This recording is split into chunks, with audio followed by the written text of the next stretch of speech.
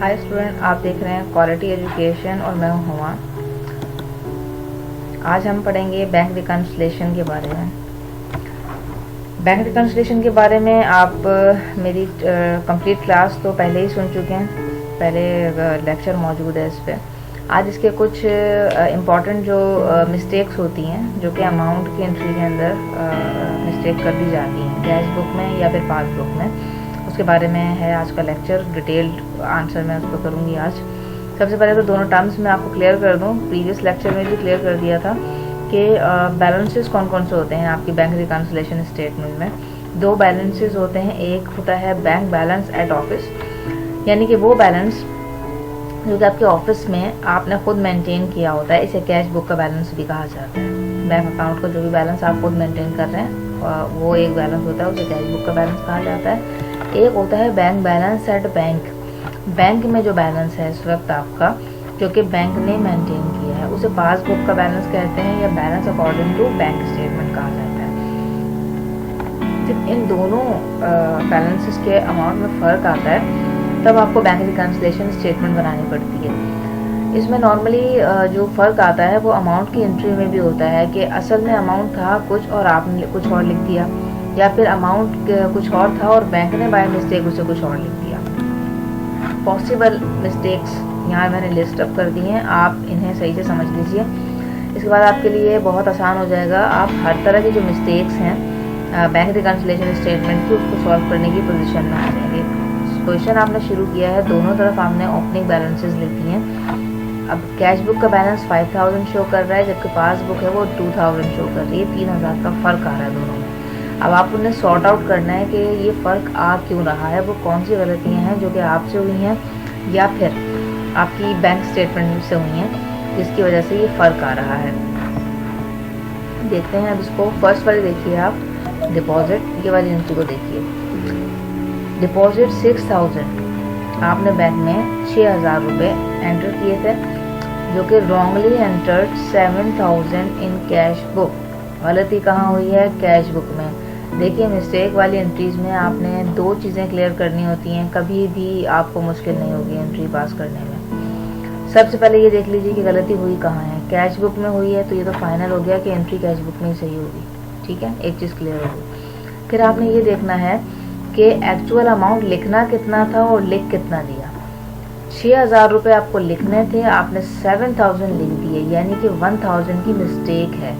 Plus करना था या माइनस करना था। तीसरी चीज़, डिपॉजिट अगर जमा करवाया है 6000 और 7000 रुपये लिख दिया तो आपने गलती से 1000 रुपये ज़्यादा जमा किया है। दोबारा सुनिए, 6000 रुपये आपने डिपॉजिट करवाया और आपने गलती से 7000 रुपये लिख दिए, तो इसका मतलब ये है कि आपने कैश बुक में 1000 रुपये ज़्यादा जमा किया है। जो 1000 रुपये ज़्यादा जमा किया हुआ है उस 1000 रुपये को माइनस कर दीजिए कैश बुक से, अमाउंट ठीक हो जाएगा। 1000 आपने माइनस कर दिया कैश बुक से अपनी और लिख दिया रॉन्गली एंटर्ड, ठीक है। डिस्क्रिप्शन पर्टिकुलर एक ही रहेगा कि ये रॉन्गली एंट्री हुई है। ये क्लियर हो गया आपको। सेकंड वाली पे आइए। सेकंड है विदड्रॉ 7000 आपने बैंक से निकलवाए हैं जो कि गलती से आपने 3000 रुपये लिख दिए कैश बुक में। स्टूडेंट, जब 7000 रुपये बैंक से माइनस किया है तो अपने पास से माइनस भी 7000 ही करना चाहिए था ना। आपने 3000 माइनस किया, यानी कि आपने 4000 रुपये कम माइनस किया है। 4000 रुपये मज़ीद माइनस करेंगे तो एंट्री ठीक हो जाएगी, और माइनस करेंगे कहाँ से? कैश बुक से। तो आपने 4000 रुपीज़ माइनस कर दिए कैश बुक से बैलेंस को ठीक करने के लिए। यहाँ तक क्लियर हुआ आपको? अब आइए थर्ड एंट्री की तरफ। Deposit 4000, wrongly entered 3000 in cash book. आपने डिपॉजिट करवाए थे 4000 रुपये और गलती से अपने पास सिर्फ 3000 रुपये लिखे हैं। तो स्टूडेंट, आपने प्लस करने थे 4000, लेकिन आपने गलती से सिर्फ 3000 प्लस किए हैं अपने पास, तो आपको 1000 रुपये और प्लस करना होगा कैश बुक में। तो आपने 1000 रुपीज़ मज़ीद प्लस कर दिया अपनी कैश बुक में, ताकि आपका जो बैलेंस है वो सही आ जाए।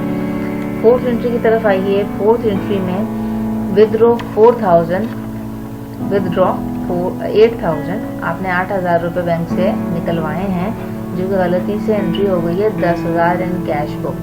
गलती कैश बुक की है तो सही भी कैश बुक में की जाएगी। 8,000 रुपये आपने बैंक से निकलवाए हैं, माइनस करने थे 8,000 रुपये, आपने माइनस कर दिए 10,000, तो 2,000 से ज़्यादा माइनस किया हुआ है। अगर 2,000 प्लस कर देंगे तो बैलेंस ठीक हो जाएगा, तो आपने 2,000 रुपये प्लस कर दिए।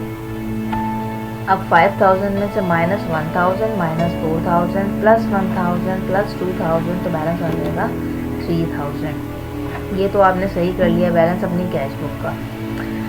अब आपको सही करना है पासबुक का बैलेंस। पासबुक के बैलेंस में क्या मिस्टेक्स हुई हुई हैं वो ये एंट्री नंबर 5 से एंट्री नंबर 8 तक वो मिस्टेक्स लिस्ट अप हुई हुई हैं। 5 में क्या हुआ है, बैंक ने जो मिस्टेक्स किए हैं ये वो हैं कि डिपॉजिट तो करवाया गया था वहाँ 4,000, लेकिन उसने गलती से अपने पास 5,000 लिख लिया। किसने?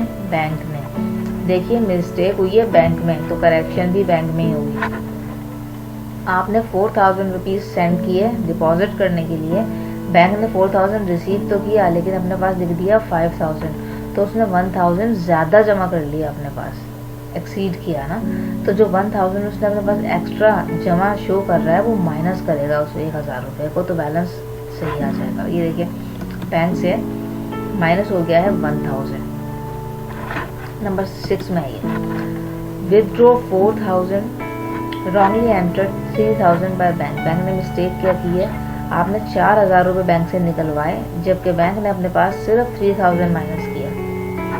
गलती ये हो गई कि उसको 4,000 माइनस करने चाहिए थे, उसने गलती से सिर्फ 3,000 माइनस किया, तो उसको 1,000 रुपये और माइनस करना पड़ेगा ताकि बैलेंस इक्वल हो जाए। तो ये 1,000 रुपये मज़ीद माइनस हो गए अकाउंट से। एंट्री नंबर 7 पे आइए, डिपॉजिट करवाया गया 9,000 जो कि रॉन्गली एंटर्ड हुआ 8,000 बाय बैंक। आपने 9,000 रुपये जमा करवाए हैं बैंक में, लेकिन बैंक ने सिर्फ 8,000 रुपये लिखे हैं, तो उसको 1,000 रुपये और लिखने होंगे, अपने पास जमा करने होंगे 1,000 रुपये को ताकि बैलेंस ठीक आ जाए। तो उसने 1,000 रुपये और जमा कर दिए अपने पासबुक में, मज़ीद ऐड करवा दिए हमने। नंबर 8 में देखिए, विदड्रॉ किया 6,000 रुपये आपने, रॉन्गली एंटर्ड हुआ 8,000 बाय बैंक।